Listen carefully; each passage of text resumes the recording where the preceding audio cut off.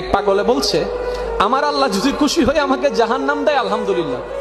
এবার শিক্ষিত সমাজ যারা আমাদের মতো কিছু আছে না, বেশি পণ্ডিত, এবার যাই বলতেছেন আসলে সবাই চাই জান্নাতে যাইতে, এ পাগলে চাই জাহান্নামে যাইতে। কত বড় গাদা!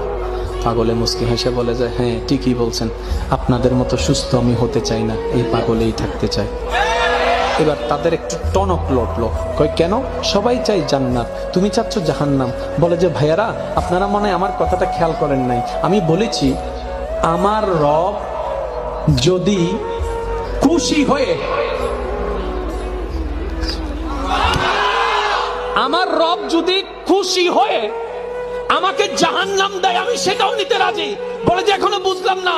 পাগল বলে জ্ঞান দিয়ে রবের বিষয় বোঝা যায় না, দিল দিয়ে বুঝতে হয়। আরে শুনো, রব যখন খুশি হয়ে যাবে জাহান্নাম তার জান্নাত হয়ে যাবে।